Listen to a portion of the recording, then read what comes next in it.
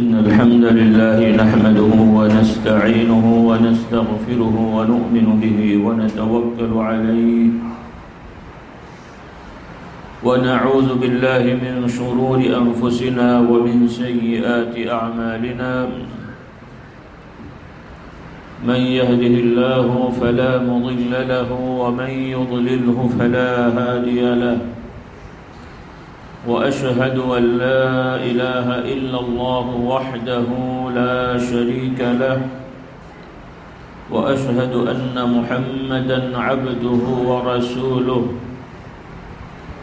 صلى الله عليه وعلى آله وأصحابه وبارك وسلم أما بعد فأعوذ بالله من الشيطان الرجيم بسم الله الرحمن الرحيم قد أفلح المؤمنون الذين هم في صلاتهم خاشعون والذين هم عن اللغو معرضون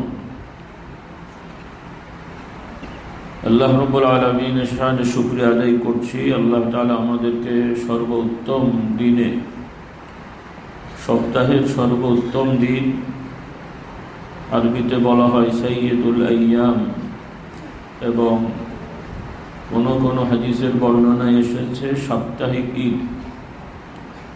যেহেতু নিয়মিত এটি বার্তা চলে আসে এবং বরকতের দিন বিশেষ, জুমার দিনে একটি বড় ইবাদত আল্লাহ তাআলার জিকির সালাতের মাধ্যমে জামাতের সাথে প্রতিষ্ঠিত করার জন্য আল্লাহ তাআলা আমাদেরকে আল্লাহর ঘরে বসার সুযোগ দান করেছেন, তৌফিক দান করেছেন। আলহামদুলিল্লাহ। যদিও আলহামদুলিল্লাহ এগুলো আমাদের স্বাভাবিকভাবে অভ্যস্ত আমরা হয়ে গেছি, এজন্য হয়তো এটাকে অত আমরা বড় করে দেখছি না। আজান হয়েছে, মসজিদে আসলাম, কিন্তু পৃথিবীতে অগণিত মানুষ আছে যারা ঈমান গ্রহণ করেনি, ইসলামের ছায়াতলে আসতে পারেনি। আবার অনেক মুসলমান নামধারী আছে, তারাও ওয়াক্তীয় নামাজ দূরের কথা, জুমাটাও ঠিকমতো পড়ার গুরুত্ব তারা বুঝতে পারেনি। তো আল্লাহ তাআলা আমাদেরকে এই নিয়ামতটা দান করেছেন, আলহামদুলিল্লাহ। কারণ নিয়মিত সালাত, জামাতের মাধ্যমে নামাজ, জুমার দিনে জুমায় অংশগ্রহণ করা, এগুলো বড় বড় ইবাদত। এগুলোর দ্বারা আল্লাহ তাআলা তার বান্দাদের অনেক অন্যায় অপরাধ ক্ষমা করে দেন। বলুন সুবহানাল্লাহ। কুরআনুল কারীম আল্লাহ তাআলা ইরশাদ করছেন, ইযা নুদিয়া লিস-সালাতি মিন ইয়াউমিল জুমআতি ফাসআউ ইলা যিকরিল্লাহ ওয়া যারুল বাই'। জুমার দিনে সালাত নামাজের জন্য যদি তোমাদেরকে আহ্বান করা হয়, তাহলে তোমরা আল্লাহ তাআলার জিকিরে, স্মরণে তোমরা ধাবিত হও, তাড়াতাড়ি চলে এসো, এবং বেচা কেনা, ক্রয় বিক্রয়, ব্যবসা বাণিজ্য, এগুলো সব বন্ধ করে দাও। তো সেজন্য উলামাদের ফতোয়া আছে, জুমার দিনে আজান হয়ে গেলে অন্যান্য জাগতিক ব্যবসা বাণিজ্য, এগুলো সঠিক না, এগুলো নিয়ম না, নিষেধ। কিন্তু আমাদের সমাজে উল্টো হয়ে যায়, জুমার আগে সব দোকানপাট, বিশেষ করে মসজিদের আশপাশে অনেক দিকে দোকান খুলে বসে থাকে, যে আগে লোকগুলো আসবে। তো যারা সচেতন আছেন, আমি অনুরোধ করব আপনারা মানুষদেরকে বোঝাবেন। বেশিরভাগ সাধারণ গরিব ব্যবসায়ীরা এটা করে, বা সাধারণ ব্যবসায়ীরা, বড় দোকানগুলো বা সাধারণ বন্ধই থাকে অনেকটা, বা সব বন্ধ থাকে না। তবে আমাদের ইমানি দায়িত্ব হলো বন্ধ করে দেওয়া, একান্ত প্রয়োজন যেগুলো সেটা ভিন্ন।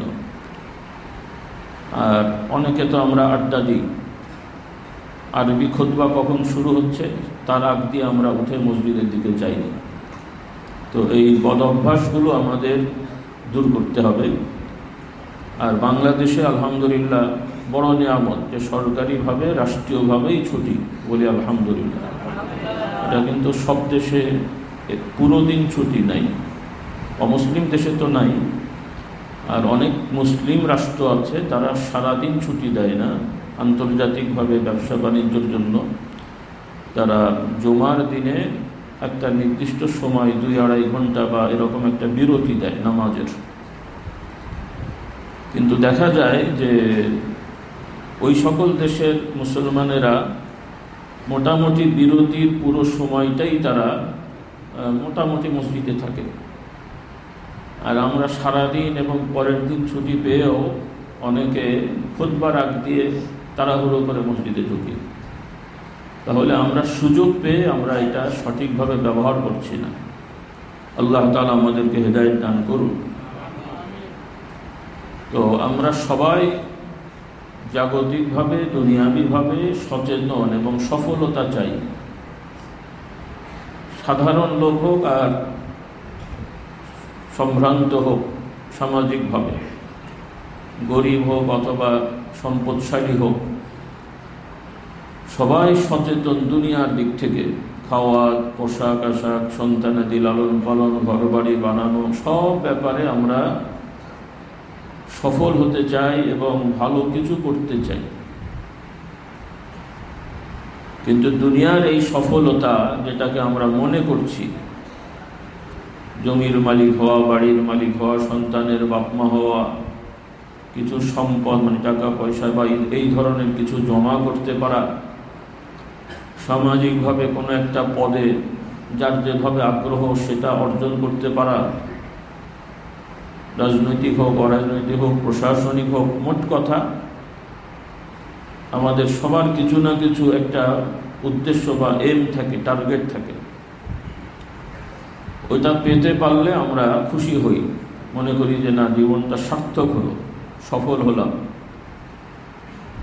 আর না পেলে অনেকে হতাশ হয়ে যায়, মনে কষ্ট পায়, এমনকি এক পর্যায়ে কেউ কেউ আত্মহত্যার পথও বেছে নেয়, এরকমও শোনা যায়। তো আসলে দুনিয়ার কোনো বিষয় পাওয়ার ভেতরে আমাদের প্রকৃত সফলতা না। আবার আমাদের কিছু কাঙ্ক্ষিত বিষয় যেটা আমরা চাচ্ছি না পাওয়ার মধ্যে আমাদের কোনো ব্যর্থতা না, কারণ এটা ক্ষণস্থায়ী একটা জায়গা।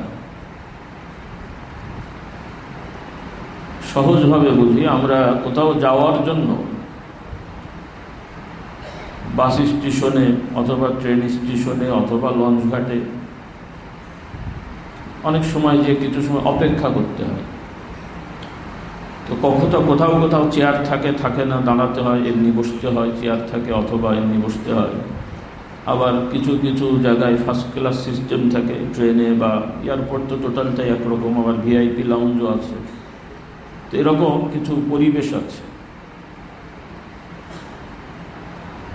তো এখন বাস স্টেশনে যে বা লঞ্চ ঘাটে যে লঞ্চ আসতে দেরি বা ছাড়তে দেরি, চেয়ার পেয়েছেন, বসেছেন, আর একজন চেয়ার পায়নি, বসতে পারেনি, দাঁড়াতে হচ্ছে অথবা মেঝেতে বসতে হচ্ছে। দুইজন দুরকমভাবে থাকলেন, কিন্তু সময় মতো লঞ্চ বা গাড়ি বা প্লেন পেয়ে গেলেন। কারো মনে কষ্ট আছে? আচ্ছা, আর একজন চেয়ারে বসে একটু আরাম পেয়েছে, নাক ডেকে ঘুম চলে এসছে, আর এর মধ্যে কেউ ডাকেনি, লঞ্চ বা গাড়ি বা প্লেন ছেড়ে দিয়েছে। এখন তো খুব খুশি, অনেক ভালো ঘুম হয়েছে নাকি? তাই তো উঠে নিজেকেই নিজে গাল দেবে, কি করলাম এটা। তাহলে পেলে ভালো, একটু আরামে বসা গেল। না পেলেও যদি মূল জিনিসটা আমরা পেয়ে যাই, তাহলে ওই দাঁড়িয়ে থাকলাম কি ফ্লোরে বসলাম, ওটা নিয়ে অত মন খারাপ সাধারণত হওয়ার কথা না। তো দুনিয়ার কোনো কিছু পাওয়া ভালো, সামাজিকভাবে এটা তো হবেই, কেউ না কেউ কোনো না কোনো নিয়মে যাবে। আল্লাহ তাআলা এভাবে দুনিয়ায় মানুষকে সৃষ্টি করেছেন। সব মানুষ এক পেশাজীবী তার হয় না, তাহলে তো দুনিয়া চলবে না। সবাই আলু লাগালে তো চাল কে লাগবে, ধান পাবে কোথা থেকে? তাহলে কৃষকদের মধ্যেই এক একজনের আগ্রহ, এটা করবে, সেটা করবে, ওটা করবে, এটা একটা স্বাভাবিক। পরিকল্পনা দরকার হয় না, বা পরিকল্পনা করেও এগুলো অতটা নিয়ন্ত্রণ করা যায়ও না বা দরকার হয় না। এটা স্বাভাবিকভাবেই আল্লাহ তাআলার পক্ষ থেকে এই মানুষদের মধ্যে একটা চিন্তা দিয়ে দেয়। একই এলাকার কেউ এক একটা ধরনের চাষ করে না? একই বাপের জমি, 3 ভাই চিন্তা করছে, একজন মনে করছে আলু লাগাই, আরেকজন মনে করছে পেঁয়াজ লাগাই, আরেকজন মনে করছে এটা লাগাই, অটোমেটিক লাগায়। তাহলে 3 ভাই 3 রকম লাগালো, যার যেটা লাগবে। দেখা গেল যে আগেকার জমানে, এখন তো টাকা দিয়ে বিক্রি হয়, ভাই তোমার আলু হয়েছে, আচ্ছা আমাকে 2 কেজি আলু দাও, আমার থেকে 3 কেজি পেঁয়াজ নিয়ে যাও। হ্যাঁ, পরিবর্তন। আর সবাই যদি আলু লাগাতেন, কি দিয়ে কি খাবেন? আলু দিয়ে আলু রান্না হবে নাকি? পেঁয়াজও নেই, কিছু নাই। তাহলে রিজিক কে দান করেন? তাহলে এই যে মানুষের ভিন্নতা, এটা স্বাভাবিকভাবে আল্লাহ তাআলা দিয়েছেন। এই জন্য রাসূলুল্লাহ সাল্লাল্লাহু আলাইহি সাল্লাম বলেন, তোমরা তোমাদের সাধ্য অনুযায়ী তোমরা কাজ করতে থাকো। আল্লাহ তাআলা যাকে যেটার জন্য সৃষ্টি করেছেন ওইটা তার জন্য এমনি সহজ হয়ে যাবে। সুবহানাল্লাহ। আর্টিফিশিয়ালি কোনো বিষয় এটা ভালো না, এটা ক্ষতিকর। তো কিছু পরিকল্পনা নিয়ম আছে, সেটাও নাজায়েজ না, কিন্তু এই পরিকল্পনা আল্লাহ তাআলার তাকদীরের পরিকল্পনার সাথে সাংঘর্ষিক যাতে না হয়, এটা আমাদেরকে খেয়াল রাখতে হবে।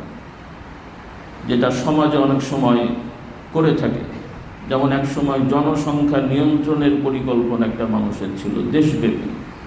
এটা একটা ভুল থিওরি, এটা বাস্তবতায় মানুষ জেনে গেছে। তো বাংলা কথা হয় যে গাধা পানি খায় কেমন করে? গুলিয়ে খায়, গোলা করে খায়, ফ্রেশ পানিটা খাবে না। কারণ এই চিন্তাগুলো হয়েছে মানুষের সংকীর্ণতার কারণে। কারণ আল্লাহ রাব্বুল আলামিন পুরো পৃথিবীটা সৃষ্টি করেছেন সকল মানুষের বিচরণের জন্য। সুবহানাল্লাহ। পুরো পৃথিবীটা সকল মানুষের বিচরণের জন্য, যে কোনো এলাকা বা স্থানের জন্য ক্ষতিকারক না, তাকে সেখানে বাধা দেওয়া স্বাভাবিক ইসলামী শরিয়া আইনে, ইসলামী রাষ্ট্র ব্যবস্থায়, ইসলামী পররাষ্ট্র নীতিতে কোনো বাধা নেই। আর যে অপরাধী তাকে তো শাস্তি দিতেই হবে। কিন্তু যে কারোর জন্য ক্ষতিকারক না, কোনো ব্যক্তি গোষ্ঠী সমাজের জন্য ক্ষতিকারক না, এমন মানুষকে পৃথিবীর সব জায়গায় বিচরণ করার সুযোগ দেওয়া, এটা আন্তর্জাতিকভাবেও আছে। কিন্তু নির্দিষ্ট কিছু জায়গায় তারা করেছে, সব জায়গায় না। যেমন ইউরোপ আমেরিকার ওই সমস্ত দেশে অনেক রাষ্ট্র আছে, আলাদা আলাদা স্বাধীন রাষ্ট্র, আলাদা নাগরিকত্ব সিস্টেম আছে। কিন্তু ওই সকল দেশের একটা সমঝোতা আছে যে এতগুলো 7টা দেশ, 11টা দেশ, 12টা দেশ, এরকম, যে তাদের নাগরিকেরা তাদের যে সরকারি মানে রাষ্ট্রীয় নাগরিকত্ব সনদ আছে, আইডি কার্ড বা পাসপোর্ট ইত্যাদি, এগুলো দেখিয়ে তারা ওই সমস্ত দেশে নির্দিষ্ট সময় বা নিয়মে তারা কোনো রকমের ভিসা ছাড়া বা অগ্রিম কিছু ছাড়াই যেতে পারবে, আসতে পারবে, কোথাও কোথাও ব্যবসা করা থাকারও অনুমতি আছে। তারা কিন্তু এই জিনিসগুলো মেনে চলে এবং মানতে বাধ্য হয়েছে। কারণ মানুষদেরকে কোনো নির্দিষ্ট জায়গায় আটকিয়ে রাখলে কোনো সম্প্রদায় গোষ্ঠীকে, এখানে ওদের জন্য ক্ষতিকর, স্বাভাবিক সমাজের ভারসাম্যরও ক্ষতিকর। কারণ এভাবে আল্লাহ তাআলা মানুষকে সৃষ্টি করেননি, পৃথিবীটাকে এভাবে আল্লাহ তাআলা বানাননি। আমরা ঝগড়া করে দেশ বানালাম, কাঁটা তার দিলাম, ঢুকতে দেবো না। আচ্ছা, বাতাস বন্ধ করতে পারবেন? হ্যাঁ, যে ভারতের বাতাস যেন বাংলাদেশে না আসে, বাংলাদেশের বাতাস যেন ভারতে না যায়, বন্ধ করতে পারবেন? আলো বন্ধ করতে পারবেন? কাজেই আলো বাতাস যেমন আল্লাহর সৃষ্টি, সব জায়গায় যায়, মানুষও আল্লাহর সৃষ্টি, সব জায়গায় যাবে। এটাই হলো ইসলামের বিধান, মানে ইসলামের শিক্ষা আর কি। ধর্ম বর্ণ যাই হোক, তবে আল্লাহ তাআলা আমাদের জানিয়ে দিয়েছেন আল্লাহর পক্ষ থেকে নির্ধারিত দিন, ধর্ম এবং জীবন বিধান একটাই, তার নাম কি? ইসলাম। এটা ভালো করে মনে রাখতে হবে। এই জায়গায় আবার হজবরল পাকালে হবে না। পৃথিবীর যে যেই ধর্ম মানুক, কারোর প্রতি কোনো আঘাত বা কারোর সাথে কোনো রকমের শত্রুতা মুমিন মুসলমান নিজের থেকে করবে না। কিন্তু অন্যরা যদি শত্রুতা করে, অপরাধ করে, তাহলে সেই শত্রুতা থেকে নিজেদের আত্মরক্ষা বা তাদের থেকে নিজেদের ক্ষতি থেকে আত্মরক্ষা করা, এটা তো মানুষের মানবিক অধিকার। সেটার জন্য যেখানে যা করা দরকার হয় সেটার বিধান ইসলামে আছে। আর সামাজিকভাবেও রাষ্ট্রনীতিতে পৃথিবীর সব রাষ্ট্রেই এটা আছে। কোনো রাষ্ট্র কিন্তু সশস্ত্র বিভাগ নেই, আমার জানা মতে এরকম নেই, সেটা ছোট আকারে হোক আর বড় আকারে হোক। মানে রাষ্ট্রের কোনো সশস্ত্র মানে অস্ত্র নিয়ে কোনো বিভাগ নেই, আমার জানা মতে নেই। যে এই রাষ্ট্রটা খুব শান্তিপ্রিয় রাষ্ট্র, ওদের দেশে কোনো অস্ত্র শস্ত্র নেই, সবাই রসগোল্লা খেয়ে বেড়ায়, হাত মানে বাতাস খেয়ে বেড়ায়, নাকি? এমন রাষ্ট্র আমার জানা মতে নেই। আপনাদের মনে থাকলে আমাদের তো শিখিয়ে দিয়ে নেন। কারণ রাষ্ট্র মানেই কিছু বিভাগ থাকবে, সশস্ত্র বিভাগ, তাদের কাজ, তারা অস্ত্রশস্ত্র প্রশিক্ষণ নিয়ে সর্বসময় প্রস্তুত থাকবে। কিসের জন্য? পাবলিক মারার জন্য, নাকি? কিসের জন্যে? নিরাপত্তা নিশ্চিত, আঞ্চলিক নিরাপত্তা, সামগ্রিক নিরাপত্তা ইত্যাদি ইত্যাদি। তো সেটা তো পৃথিবীতে ধর্ম বর্ণ নির্বিশেষে ধর্মহীন যারা, তারাও এটা স্বীকার করে, যেটা দরকার, না হলে সমাজ চলবে না, সমাজের ভারসাম্য রাখা যাবে না। তো ইসলামের আইনে এই বিষয় তো আছেই। তো অন্যদের হলে সেটা হয় আত্মরক্ষা, নিরাপত্তা ইত্যাদি ইত্যাদি।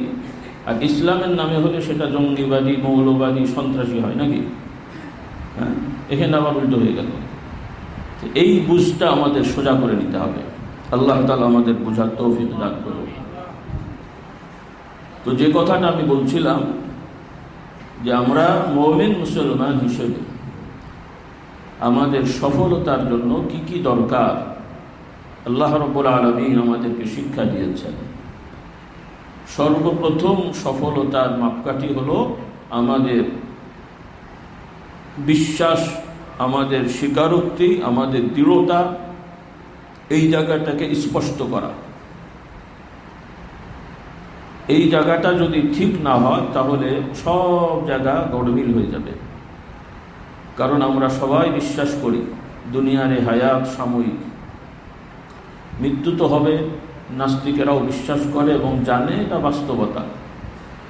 কিন্তু মৃত্যুর পরে নির্দিষ্ট সময়ের জন্য কবর নামক আরবিতে বলা হয় যেটাকে, সেই স্থানে থাকতে হবে আর একটা জগতে, সেটা একটা নির্দিষ্ট নিয়ম করলে এটাকে কবর বলা হয়।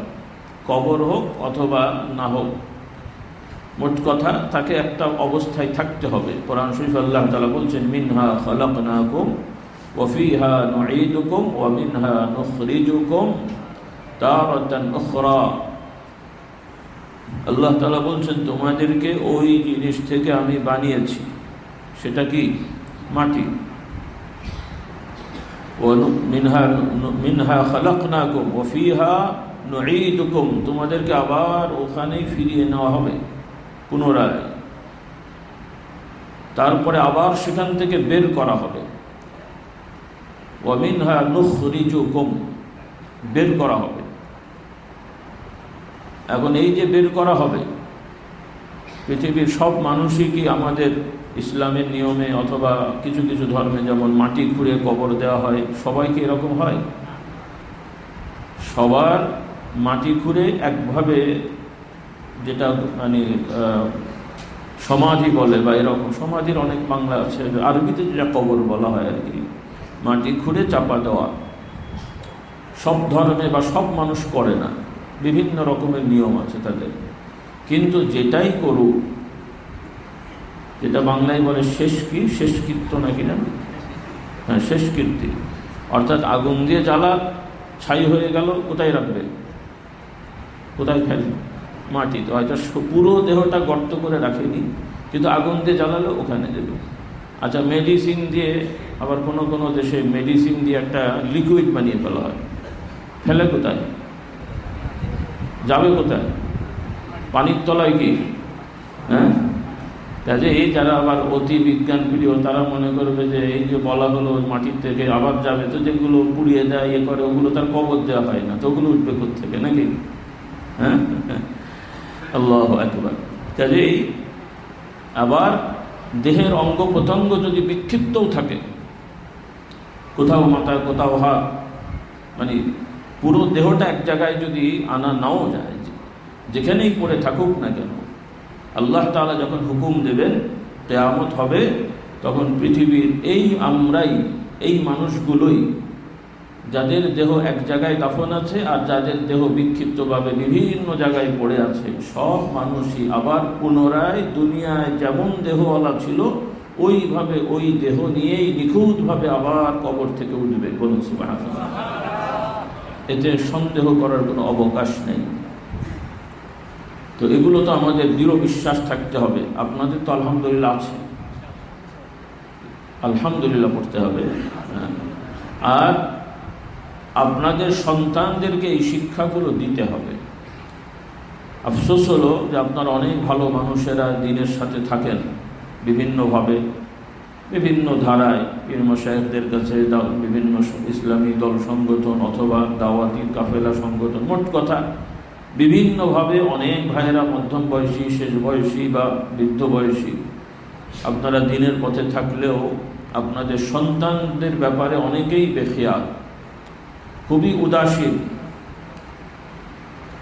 এই উদাসীন না যে আপনাদের ছেলেদের খাবার দাবার দিচ্ছেন না, ঘর বাড়ি করে দিচ্ছেন না, জামা কাপড় কিনে দিচ্ছেন না, টাকা পয়সা দিচ্ছেন না, সামাজিক বস্তুগতভাবে সব দেওয়া হচ্ছে, কিন্তু যেটা প্রকৃত সম্পদ দরকার আখিরাতের ব্যাপারে অনেক দেখতে শুনতে যারা আমরা ভালো সচেতন দিনদার, আমরাই অনেকেই বেখেয়াল, অন্যরা তো আছেই। আল্লাহ তাআলা আমাদের সবাইকে এই ব্যাপারে সচেতন হওয়ার তৌফিক দান করুন। তাহলে সর্বপ্রথম ঈমান, এই আখিরাতের প্রতি ঈমান, এটা দৃঢ় হওয়া যে আল্লাহ তাআলা আমাদেরকে আবার এই মৃত্যু থেকে উঠাবেন, হাসরের ময়দানে একত্রিত করবেন এবং প্রশ্ন করা হবে, বিচারের সম্মুখীন হতে হবে। আর কবর থেকেই প্রশ্ন শুরু হয়ে যাবে, তথা মৃত্যুর পরেই প্রশ্ন শুরু হয়ে যাবে। দেহ অক্ষত থাকুক আর অক্ষত না থাকুক। আবার এখানেও অনেকের মাথায় হয়তো আসবে যে যার লাশ টাশ গলে মুছে গেছে, ওনার প্রশ্নটা আবার কোত্থেকে হবে, লাশই তো নেই। হ্যাঁ, তো এই প্রশ্ন তো এই দেহের মধ্যেই হবে সেটা না। যত মানুষই আছে এই মানুষের মধ্যে আল্লাহ তাআলার হুকুম, রূহ আছে। দেহ গলে পচে গেলেও রূহ কিন্তু গলে পচে শেষ হয়ে যায় না, কাজে রূহ থাকে, আত্মা থাকে। তো আল্লাহ তাআলা প্রশ্ন করবেন, সহিহ হাদিস দ্বারা প্রমাণিত, আল্লাহ তাআলার পক্ষ থেকে ফেরেশতারা প্রশ্ন করবেন, সহিহ হাদিস দ্বারা প্রমাণিত, এই ব্যাপারে কোনো সন্দেহ করা যাবে না। তাহলে মৃত্যুর পরেই প্রশ্ন হবে, সেটা সবার জানা। কিন্তু প্রশ্নটা কি হবে? প্রথমত আল্লাহ তাআলার পরিচয় সম্পর্কে সবার জানা আছে। হাদিসে বলা হয়েছে, তোমার প্রতিপালককে,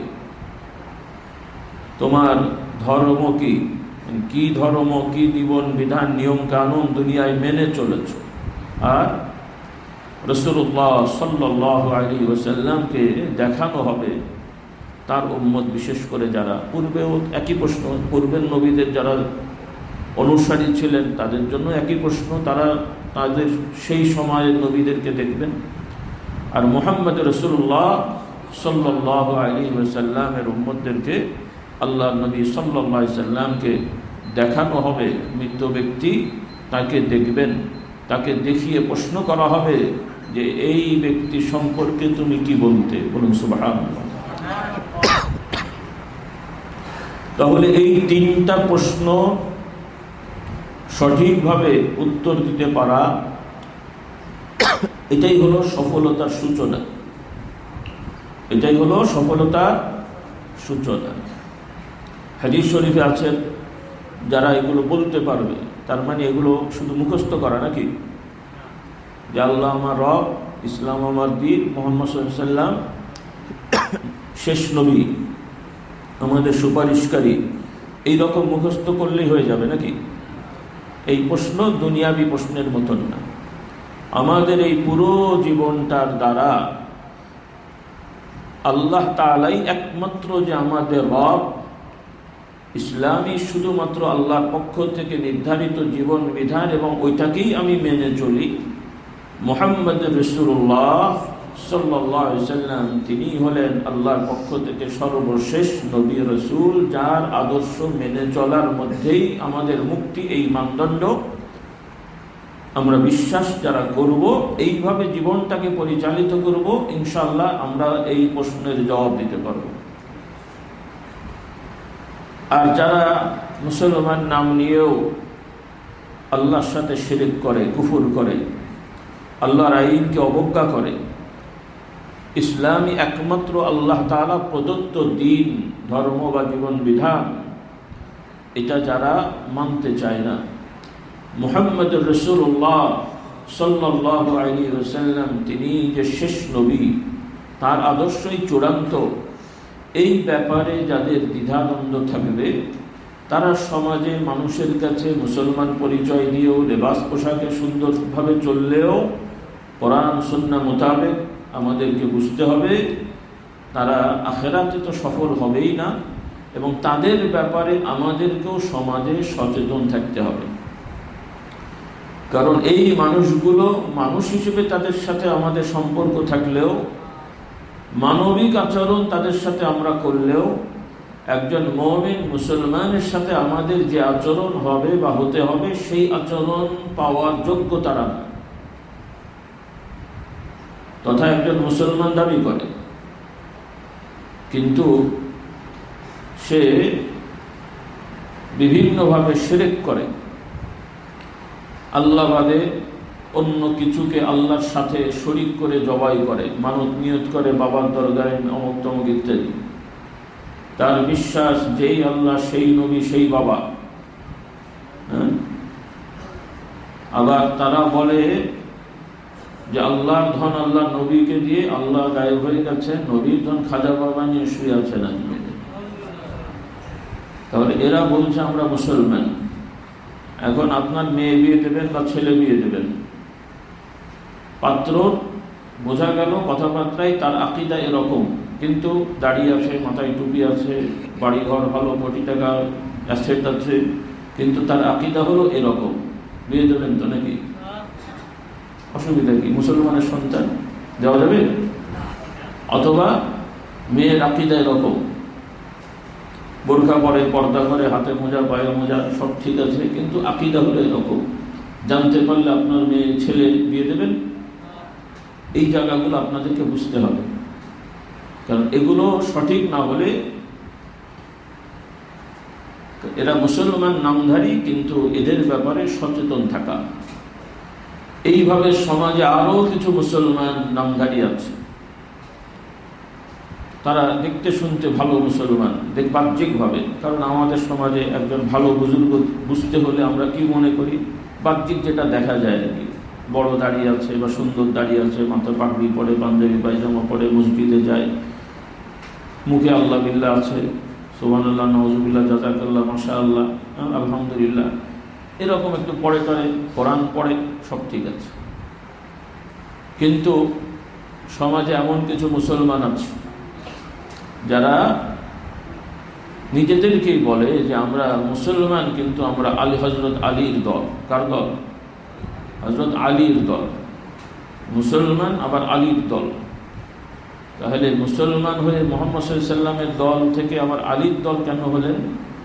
তাদের মূল ছিল আগে শিয়াতু আলী। শিয়াতু আলী, শিয়া শব্দটা আপনারা শুনেছেন। শিয়া মানে কোনো নাম না, শিয়া মানে হলো সম্প্রদায়, গোষ্ঠী, দল। তো কিছু মুসলমান দাবি করে যে আমরা হযরত আলীর দল, এরপরে আস্তে আস্তে ওই আলীটা উচ্চ হয়ে এখন শিয়া হয়ে গেছে। এখন এই শিয়া যারা দাবি করে তাদের মধ্যে অনেক রকম ধরনের মতামত আছে। তাদের মধ্যে প্রথম শুরু হয়, তারা হযরত আলীকে ভক্তি করার দাবিতে হযরত উসমান রাদিয়াল্লাহু তাআলা আনহুর ইন্তেকালের পরে তারা দাবি করে বসে যে হযরত আবু বকর, ওমর, উসমান এনারা জোর করে ক্ষমতা ধরে রেখেছেন, কিন্তু রাসূলুল্লাহ সাল্লাল্লাহু আলাইহি সাল্লামের ওসিয়ত অনুযায়ী তাদের ভাষা আর কি, যে তাদের ভাষায় রাসূলুল্লাহ সাল্লাল্লাহু আলাইহি সাল্লামের ওসিয়ত অনুযায়ী হযরত আলী হচ্ছেন আল্লাহর নবীর পরে খলিফা হওয়ার যোগ্য এবং এটা তার হক। কিন্তু আবু বকর, ওমর, ওসমান এনারা ষড়যন্ত্র করে হযরত আলীর হককে দেয়নি, তারা ক্ষমতা দখল করে রেখেছিল। বলেন নাউযুবিল্লাহ। এখন আপনারা শুনে কি মনে করলেন? কোনো অসুবিধা নেই নাকি? তো মনে করেছে তো অসুবিধা কি? সে তো হযরত আলীকে মানে, সে তো নামাজ পড়ে, রোজা করে। এখন হযরত আবু বকর রাদিয়াল্লাহু তাআলা আনহু, ওমর, ওসমান এনারা কি আমাদের মতনই সাধারণ মাওলানা হুজুর? হ্যাঁ, তাহলে হযরত আবু বকর, হযরত ওমর, ওসমান এনারা তাদেরকে আল্লাহ রাসূল সাল্লাল্লাহু আলাইহি সাল্লাম তার জীবদ্দশাতেই ইনাদের ব্যাপারে জান্নাতের সুসংবাদ দিয়ে গেছেন।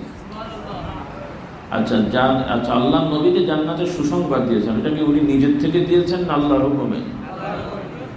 আল্লাহ তাআলা কি ভবিষ্যতে কে কি করবে জানেন না? জানেন না? তাহলে এখন যদি বলা হয় যে আবু বকর, ওমর ষড়যন্ত্র করে ক্ষমতা ধরে রেখেছিল, মানে জালেম, তাহলে আল্লাহ তাআলা এই জালেমকে জান্নাতের সুসংবাদ দিলেন নাকি? নাউযুবিল্লাহ। তাহলে শুনতে মনে হবে এটা রাজনৈতিক প্রেক্ষাপট। যেমন প্রচলিত নিয়মে কেউ দাবি করে যে অমুকদের জায়গা যাওয়ার কথা ছিল, তমুকরা চলে গেল, এতে তার ইমান আকসিলারের কোনো ব্যাপার স্যাপার নেই।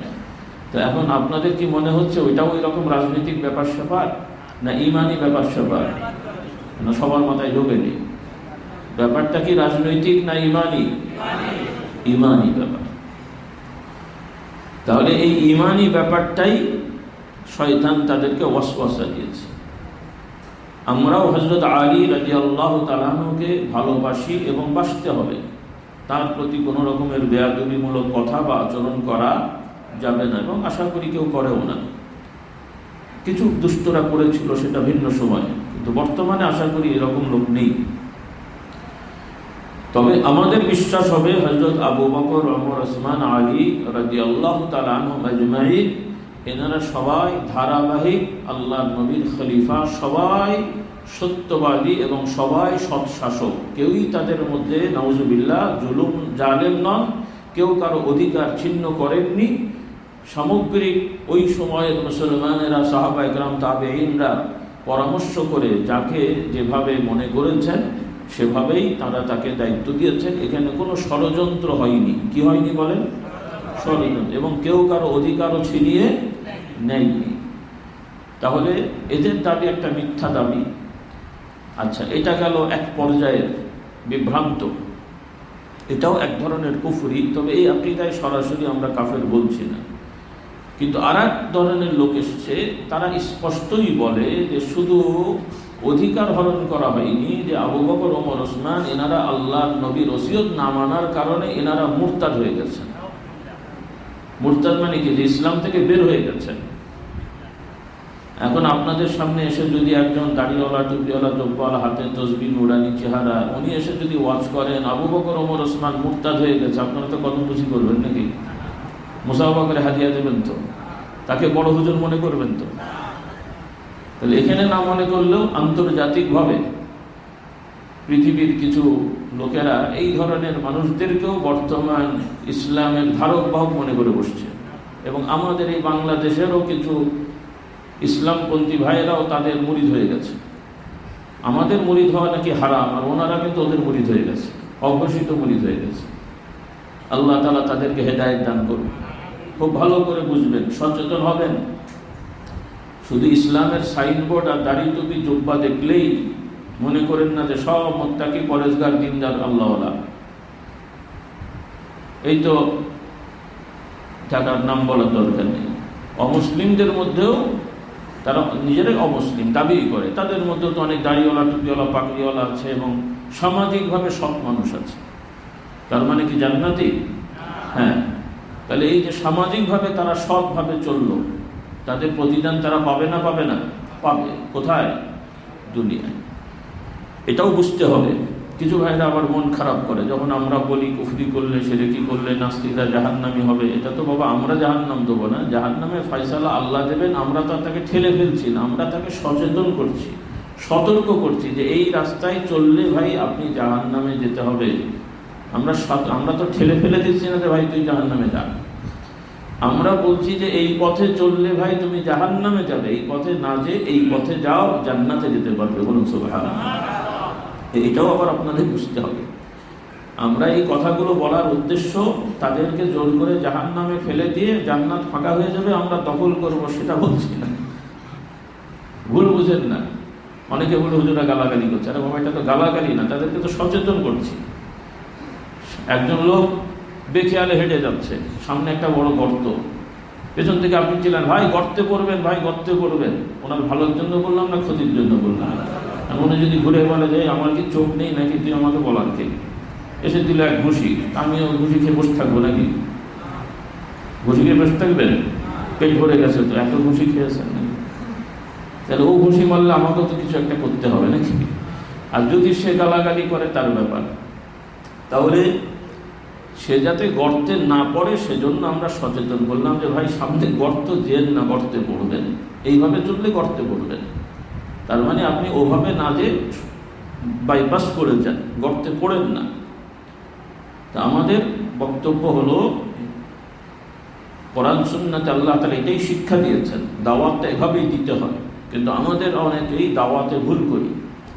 আমরা এমনভাবে কথা বলি যেন মনে হচ্ছে যে আরেকজনকে আমরা শত্রু হয়ে গেছি। প্রকৃত মুমিন মুসলিম নিজে থেকে কারো শত্রু না, কিন্তু শত্রু মোকাবেলা করতে হয়। রাসূলুল্লাহ সাল্লাল্লাহু আলাইহি ওয়াসাল্লাম কারো শত্রু নন, কোন নবী কারো শত্রু না, কিন্তু তাদের শত্রু ছিল কিনা? তাদের যারা শত্রু, আল্লাহর নবীগণ তাদের ক্ষতি করার জন্য শত্রুতা হয়েছে না তাদের ভালো চাওয়ার জন্য? আল্লাহর নবীর সাথে যারা শত্রুতা করেছে, আল্লাহর নবী কি তাদের জমি দখল করেছেন, ঘরবাড়ি কেড়ে নিয়েছেন? কেন শত্রুতা করেছে? তাদের ভালো চেয়েছেন, উল্টো তারা শত্রু হয়ে গেছে। এই শত্রুতা থাকবে। আর আরেকটা হলো যে আমরা আর একজনের সাথে অন্যায় করেছি যার কারণে সে শত্রুতা করছে, সেটা তো আমাদের দোষ। এজন্য আমাদেরকে বুঝতে হবে, আমার আলেম ওলামা যারা আমরা পরিচয় দিই, দাওয়াতি ভাই যারা দাওয়াতি কাজ করি, আমরা কারোর সাথে শত্রুতা করব না, তবে আমাদের শত্রু থাকবে। আপনারা আবার এটা মনে করেন না যে আমরা কারো শত্রুতা করব না, কোনো আমার শত্রু থাকবে না, এটা ভুল কথা। আপনি যত মানুষের হিতাকাঙ্ক্ষী হবেন দেখা যাবে আপনার শত্রু বেড়ে গেছে। কাজে শত্রু থাকবে, শত্রুহীন কোনো মানুষ হবে না পৃথিবীতে। যত ভালো মানুষ হবে তার শত্রু থাকবে, কিন্তু আমরা কারোর সাথে শত্রুতা করব না। কেউ শত্রুতা করে ক্ষতি করার চেষ্টা করলে নিজের ক্ষতি থেকে বাঁচার জন্য যেটা দরকার সেটা করতে হবে। হ্যাঁ, এটা কোরআন শরীফের হুকুম। এই জন্যই তো আমরা বারবার বলি যে আপনারা কোরআনের সাথে সম্পর্ক করেন, যেটা আমাদের খুব অভাব। আগেও বলেছি, আবার হয়তো বলবো ইনশাআল্লাহ, বা এখনো বলছি। ওয়াজ মাহফিলে তো হয়, কিন্তু সব কথা তো ভাই এই বছরে 1-2 ঘন্টার ওয়াজে আসবে না। এখানে একটু উৎসাহ দিচ্ছি, বাকি সময়টা আপনারা সময় কাটান। এখন তো মাশাআল্লাহ মসজিদগুলো সমৃদ্ধ, এখন থানা পর্যায়ে, গ্রাম পর্যায়ে অনেক মসজিদে মাশাআল্লাহ এয়ার কন্ডিশন হয়ে গেছে, আলহামদুলিল্লাহ। গরমকালে ঠান্ডায় আরামে বসা যায়, শীতকালে কার্পেট আছে, সুন্দর পরিবেশ। ইচ্ছা থাকলেই আমরা পারবো। আগে যেটা হয়তো সহজ হতো না, একটু কঠিন হতো, এখন অনেক জিনিস সহজ হয়ে গেছে, আলহামদুলিল্লাহ। তাহলে আমরা একটু বোঝার জন্য বলছি, পৃথিবীতে অনেক মুসলমান এবং বাংলা ভারতে আছে যারা মুসলমান, কিন্তু হযরত আবু বকর ওমর ওসমানকে গালাগালি করে, হযরত আয়েশা রাদিয়াল্লাহু তাআলা আনহা, হযরত হাফসা রাদিয়াল্লাহু তাআলা আনহা এনাদেরকে গালাগালি করে তাদের, এবং রাসূলুল্লাহ আরেকজন স্ত্রী উম্মুল মুমিনিন তার ব্যাপারেও তারা কটূক্তি করে।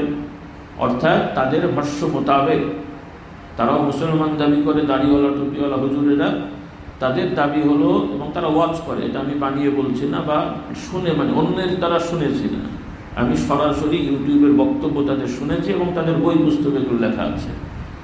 তাদের দাবি হলো যে রাসূলুল্লাহ সাল্লাল্লাহু আলাইহি ওয়াসাল্লামের সাধারণ মৃত্যু হয়নি, তাকে হত্যা করা হয়েছে। আর হত্যা করেছে নাউজুবিল্লাহ আয়েশা এবং হাফসা, দুইজনে ষড়যন্ত্র করে বিষ খাইয়ে হত্যা করেছে। আচ্ছা, এই যাদের আকীদা, বিশ্বাস, এবং তারা এটা ওপেনলি তাদের মজলিসে তারা মানুষদেরকে শেখায়, তাহলে এদেরকে যে যারা হুজুর মানে এবং এই আকীদায় যারা থাকে, তাদেরকে আমরা নিজেদের মুসলমান ভাই হিসেবে মানতে পারি? মানুষ, হ্যাঁ, যদি এইরকম লোকের প্রতি অন্য কেউ জুলুম করে, সে জুলুমের শিকার হয়, আমরা তার জুলুম থেকে বাঁচানোর জন্য সহযোগিতা করতে পারবো, কিন্তু ইমানই ভ্রাতৃত্ব থাকতে পারে না। অনেকের হয়তো কথা পছন্দ হয়নি। আচ্ছা, তোমার বাপকে যদি কেউ গাল দেয় তোমার কেমন হবে বলো? তো তখন তো তোমার বাপ মদখোর হলেও কেউ বললে মন খারাপ হবে যে আমার বাপ নাই মদ খায়, তো বলিস কেন? তোমার বাপ অন্যায় করলেও বললে তোমার গায়ে লাগে।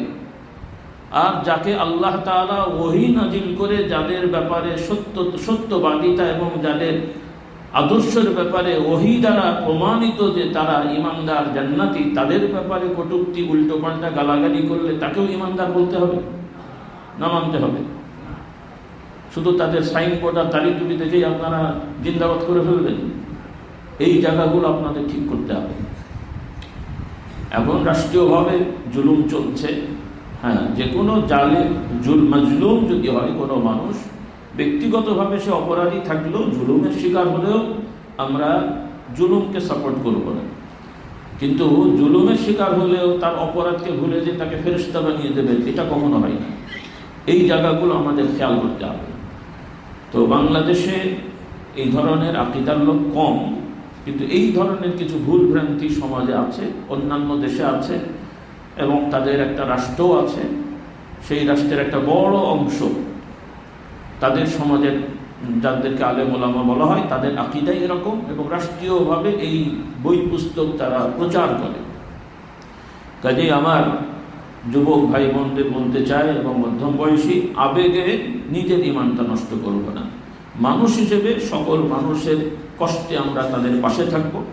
সে যে ধর্মেরই হোক, সে যদি আমার শত্রুও হয়, আল্লাহ না করুক, কারো শত্রু, আপনার সাথে কারো শত্রুতা আছে, কিন্তু দেখছেন যে ও বেচারার ঘর পুড়ে গেছে, আপনি যে কি আরো কেরোসিন ঢালবেন না পানি ঢালবেন? ইমানি দায়িত্ব কি? মানে এখানে বলছেন পানি ঢালবো, আপনি মনে মনে চিন্তা করতে সুযোগ একটা পাওয়া গেছে, তাই তো না?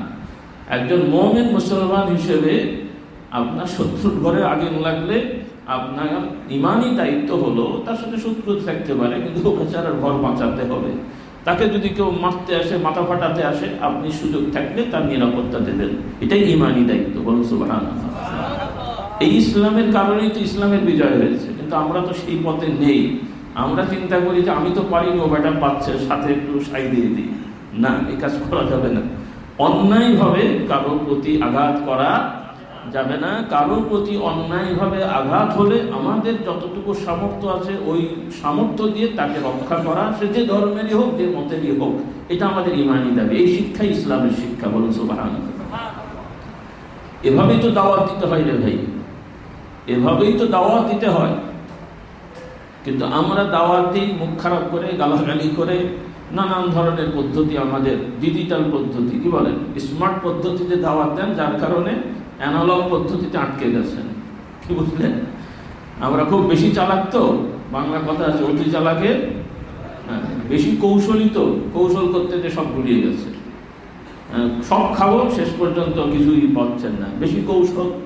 এজন্য সবাইকে সাবধান করি, বেশি কৌশল অবলম্বন করতে যেন না। কৌশল ভালো, কিন্তু অতি কৌশল ঠিক না। আর বুদ্ধিশুদ্ধি থাকা ভালো, কিন্তু অতি চালাকের গলায়, বেশি চালাক যেন আমরা না হই।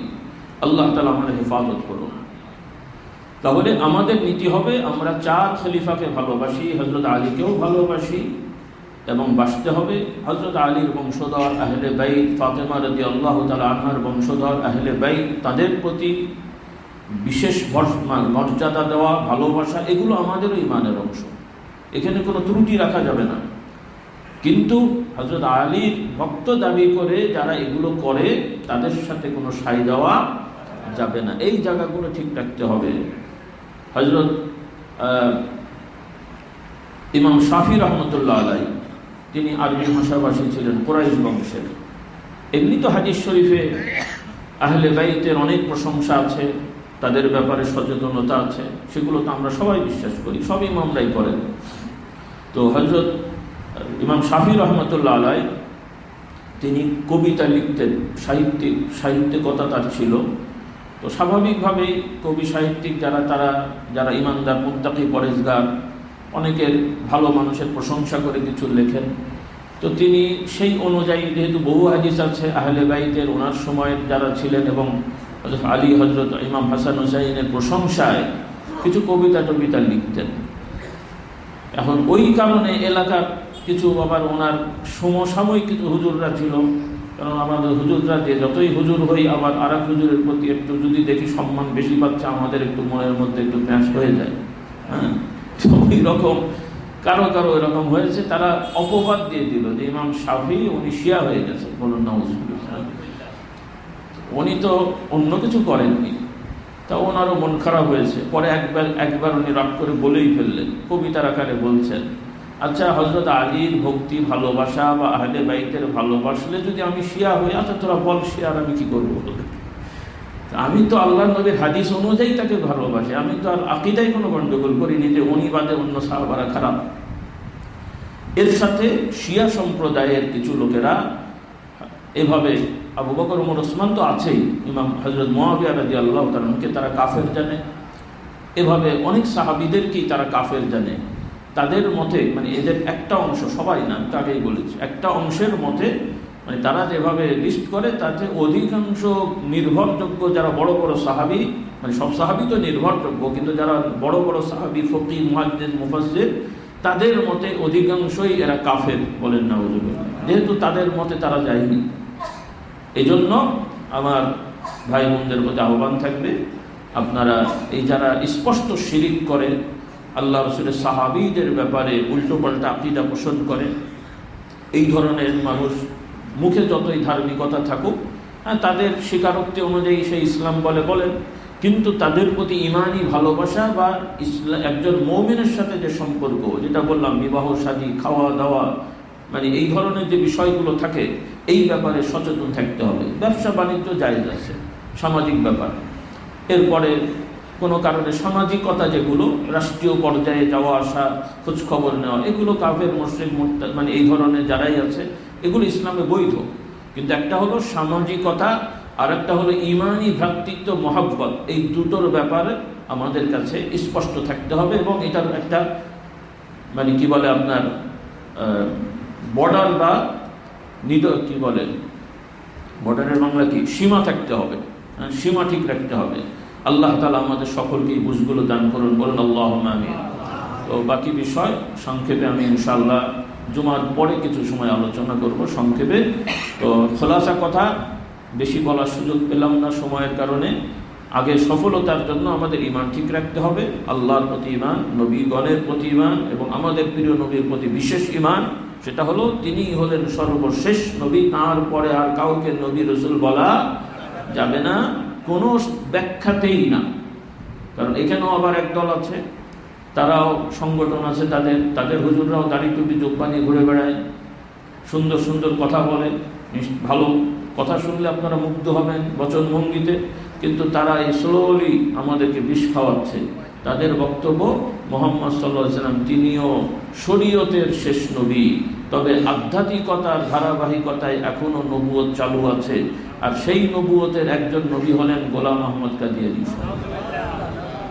এখন বাংলাদেশের বড় বড় নেতারা বলে ওনারাও তো নামাজ পড়ে, ওনারাও তো মুসলমান। এখন কেউ যদি উত্তর দিকে নামাজ পড়ে বলে আমরাও তো নামাজ পড়ি, হবে তো নাকি? পড়েন আপনি নামাজ উত্তর দিকে, সব রুকু সেজদা সব ঠিক আছে, কিন্তু আবার আপনারা মানতে কি প্যাঁচ দিয়েন না, কারণ কেবলা কাবা শরীফের দক্ষিণে যারা, ওরা আবার উত্তর দিকে নামাজ পড়ে। তো যাই হোক, অর্থাৎ কাবা শরীফ বাদ দিয়ে যদি অন্য কেবলাকে কেউ, অথবা বাইতুল মুকাদ্দাস আগে কেবলা ছিল, এখন যদি মনে করে হ্যাঁ কাবাও সম্মানিত, তবে বাইতুল মুকাদ্দাসও যেহেতু কেবলা ছিল, তাহলে আমরা এক এক ওয়াক্ত এক এক কেবলাই করি, এক ওয়াক্ত মক্কার দিকে আর এক ওয়াক্ত বাইতুল মুকাদ্দাসের দিকে, নামাজ সব ঠিক আছে, পড়বেন তো আপনারা। নতুন ইসলাম বেরোবে আবার কদিন পরে, সবাইকে নিয়েই চলি, ইহুদিরাও একটু খুশি হবে আমাদের প্রতি, নাউজুবিল্লাহ বলেন। কারণ ইহুদিদের একটা রাগ হলো যে এই কেবলা আবার মুহাম্মদ সাল্লাল্লাহু আলাইহি ওয়াসাল্লাম পরিবর্তন করলো কেন? কেন আগে তো এটা কেবলা ছিল।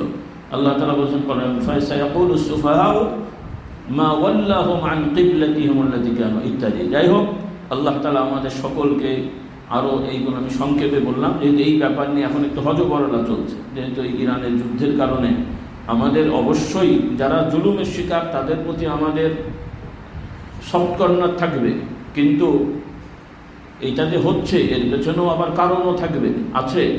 কারণ আল্লাহ তাআলা অনেক সময় এক জালেমকে দিয়ে আরেক জালেমকে শায়েস্তা করেন, এক জালেমকে দিয়ে আরেক জালেমকে শায়েস্তা করেন। আমরা দেখছি যে এই বেটাকে ধরে মেরেছে, মন খারাপ, এই লোকটাকে মারছ কেন? কিন্তু এ বেচারেরও ইতিহাস হলো 30 বছর আগে উনি আবার 10 জনকে ধরে মেরেছিলেন, এখন কেমন লাগছে?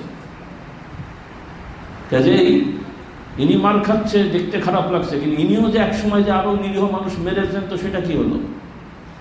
কাজেই আল্লাহর বিচার আছে, আল্লাহ তাআলা বিচার আছে। কাজেই আমরা এই বিষয়গুলো সচেতন হব। আল্লাহ তাআলা আমাদের হেফাজত করুন।